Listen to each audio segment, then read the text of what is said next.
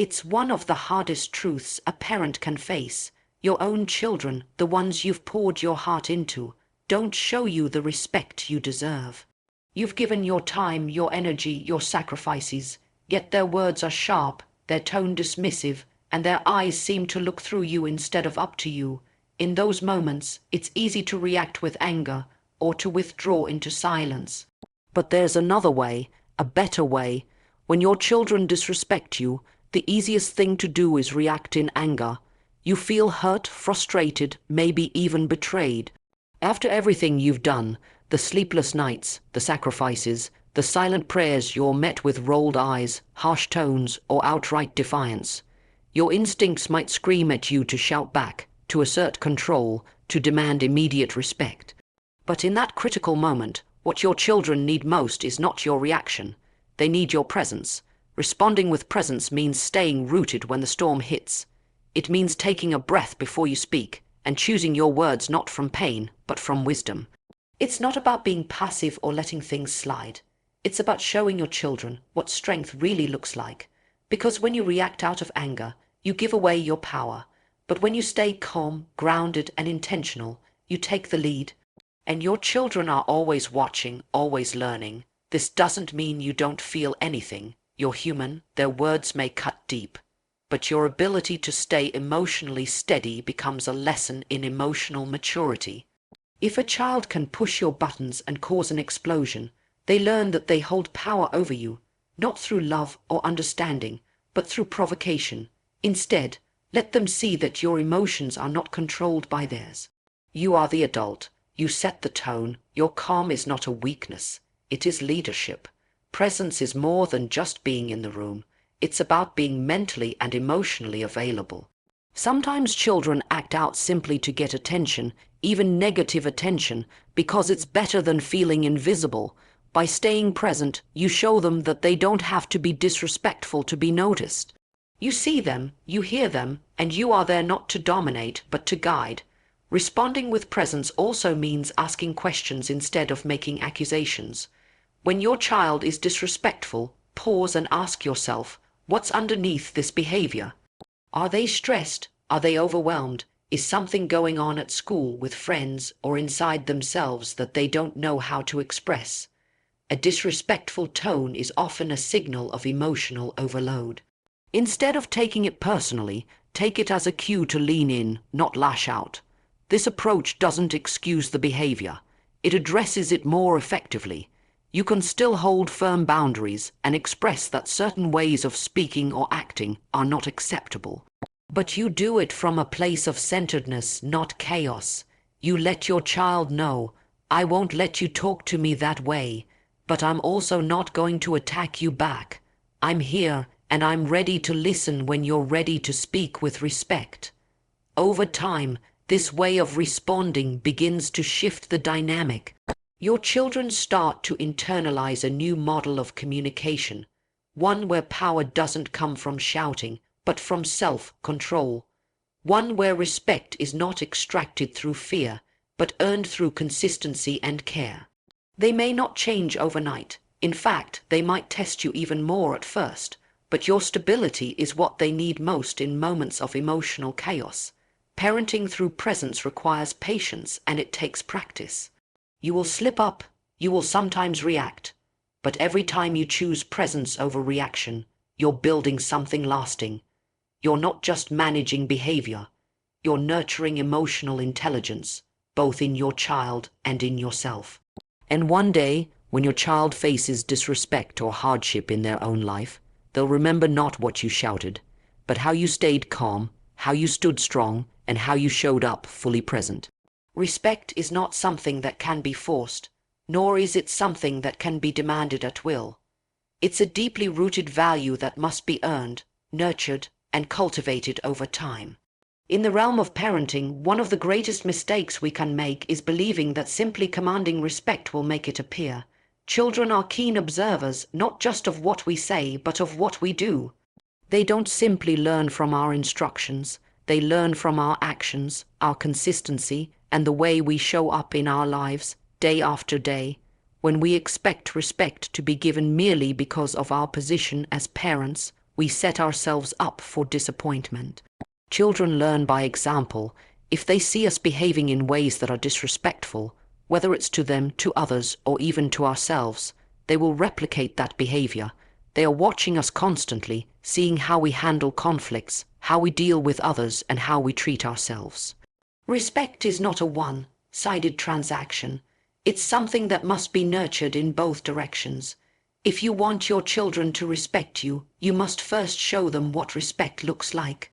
Respect is about valuing others, understanding their needs, and treating them with kindness, even when it's difficult. This doesn't mean letting your children walk all over you or failing to set boundaries. It means demonstrating through your actions that respect is earned and that it is reciprocal. Children need to see that respect doesn't just come from age, position, or authority. It comes from a deep, ongoing exchange of consideration, trust, and empathy. When we model respect in our interactions with others, our children take note. They see how we listen when someone speaks, how we acknowledge different viewpoints, and how we handle situations where we may disagree. They notice whether we're patient or whether we snap when things don't go our way. They learn how to speak to others by watching how we speak to them, and they learn what it means to treat people as equals, to respect their emotions, and to handle disagreements with maturity and thoughtfulness. This doesn't mean perfection. It's not about being flawless. We all make mistakes, and our children will certainly see us fail from time to time. But how we respond to those failures is what truly teaches them. If we show them that we can apologize, learn from our mistakes, and strive to do better, we're teaching them that respect also means owning up to your actions and being accountable. This is where the real foundation of respect is laid. Children also need to see respect in the way we treat ourselves. Self-respect is the cornerstone of all other forms of respect. If you do not show yourself respect, by setting boundaries, taking care of your own needs, and honoring your own worth, how can you expect your children to respect you? They need to see that you value yourself, that you do not tolerate disrespect from others, and that you take care of your own mental, emotional, and physical well-being. When children see that you honor yourself, they are more likely to follow suit and treat you with the same level of respect. But showing respect isn't just about being kind and considerate. It's also about being clear and consistent in your expectations. Children need structure, and they need to know what's acceptable and what's not. Being clear about your boundaries doesn't make you less respectful. In fact, it demonstrates your own respect for both yourself and them. It's important to set boundaries and stick to them with love and consistency. When children understand that respect has clear parameters, they begin to internalize that respect is not about getting what they want in the moment. It's about treating others and themselves with dignity at all times.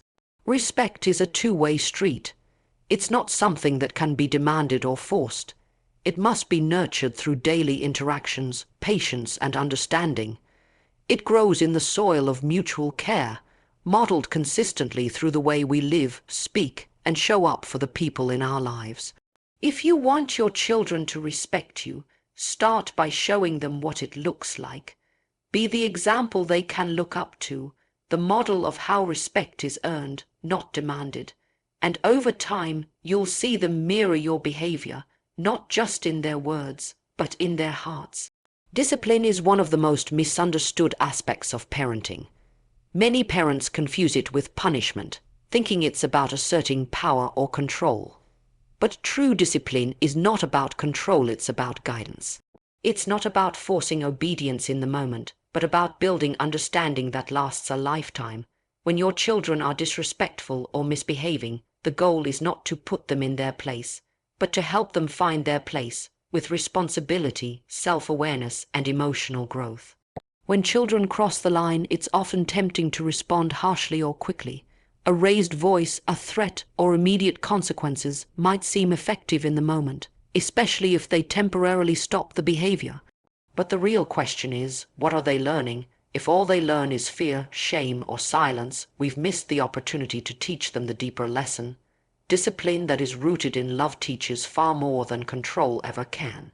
It helps children understand why their behavior was wrong and how they can choose differently next time. The word discipline actually comes from the Latin word discipulus, meaning student or learner. That origin is powerful. It reminds us that children are students of life, and we as parents are their first teachers. When we discipline, we are not punishing bad people, we are teaching growing ones. That shift in mindset changes everything. It invites us to slow down, to speak with clarity instead of anger, and to use each moment of misbehavior as a doorway into wisdom, not war. Effective discipline starts with connection. A child who feels emotionally connected to their parent is more likely to listen, to trust, and to be open to correction.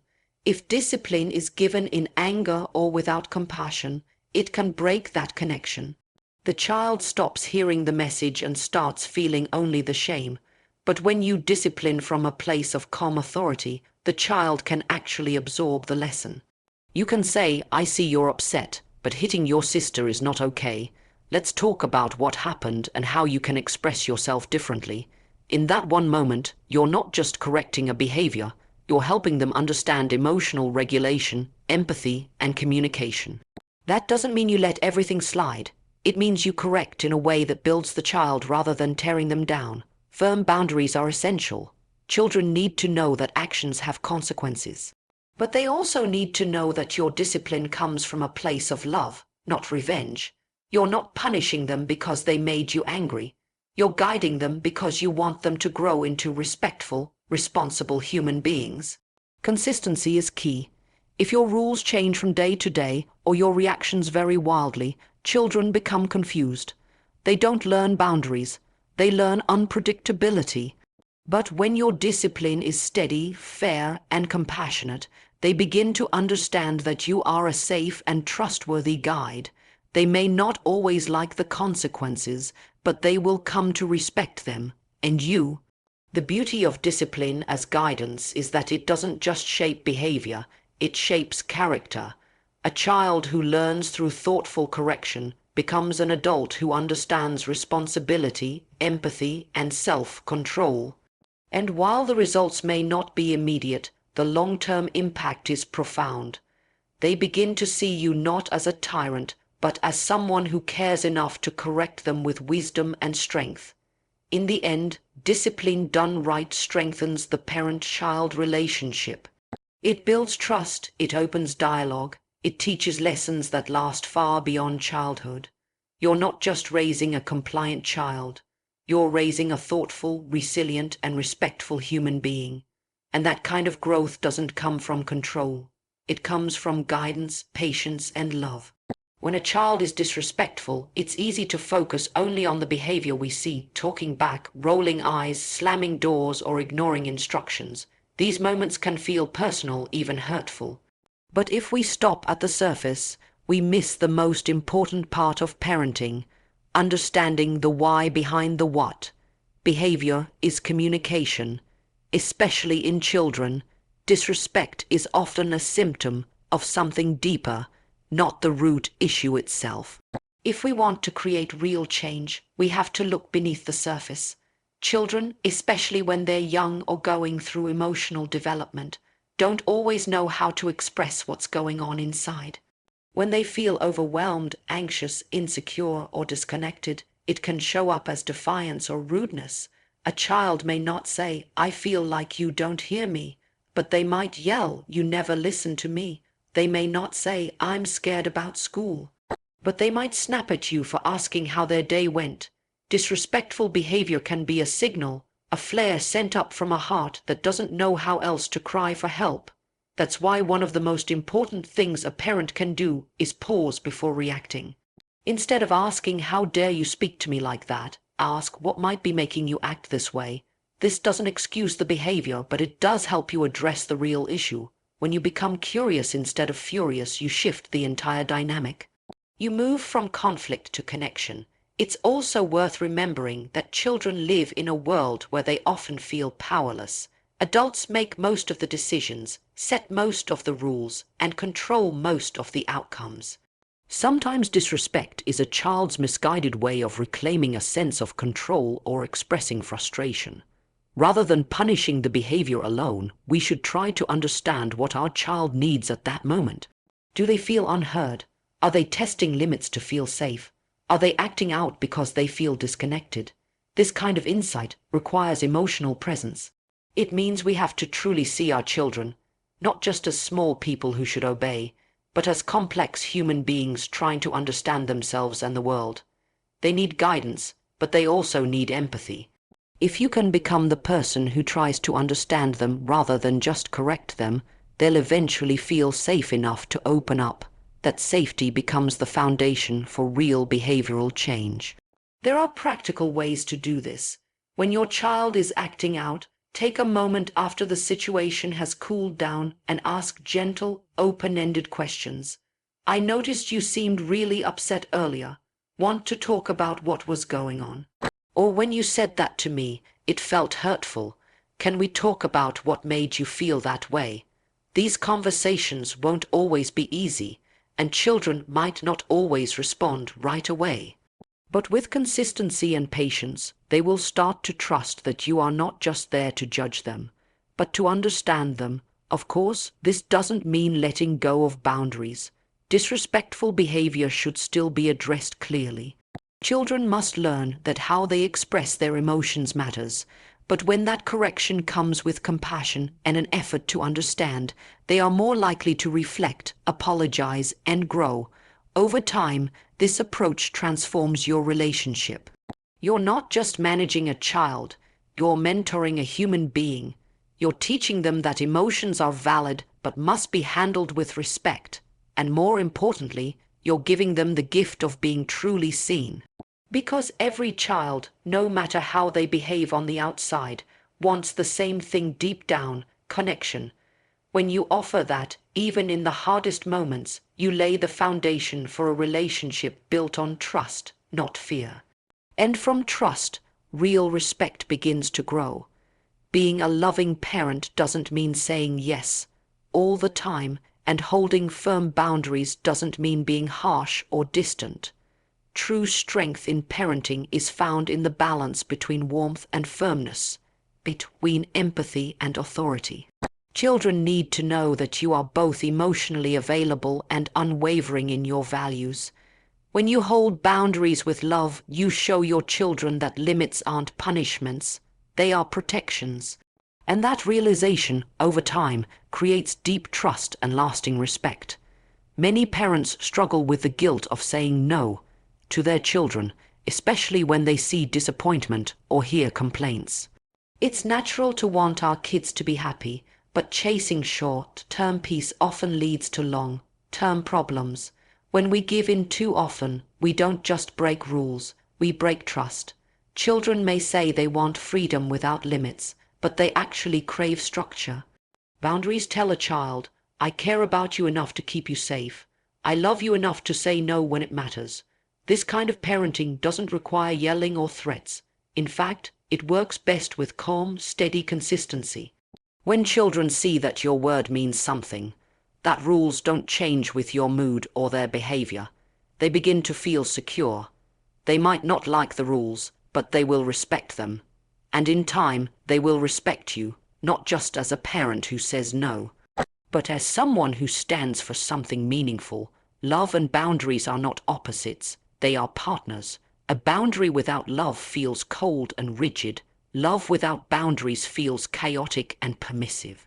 But when you combine the two, you create an environment where children feel both safe and guided.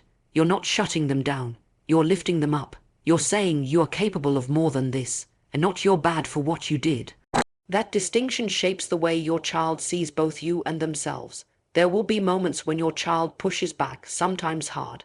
They may try to test your limits, negotiate, or react with anger. That's part of the process. Children learn where the line is by occasionally crossing it. Your job is not to avoid that conflict, it's to meet it with calm confidence. You can hold your ground without losing your connection. You can say, I love you, and the answer is still no.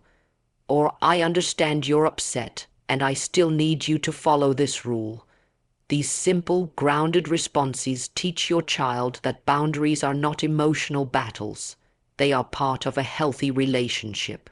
The key is consistency. When boundaries are only sometimes enforced, children become confused. They don't know what to expect, and they learn to manipulate the gaps in the rules. But when you are consistent, not rigid but steady, they come to understand that your boundaries are not threats but values. Over time, they begin to internalize those values as their own. And while children may not thank you in the moment, they will one day. Because boundaries build character, they teach self-control, responsibility, and respect for others. They prepare your children for the real world where actions have consequences and choices matter. More than anything, they create a relationship built on truth, not on appeasement or fear. So hold your boundaries, hold them with love, patience, and firmness. Let your children know that you are there to protect and guide them, even when they don't like it. This is not weakness, it's wisdom. It's not controlling, it's caring. And one day your child will look back and realize that the very limits they once resisted were the greatest signs of your love.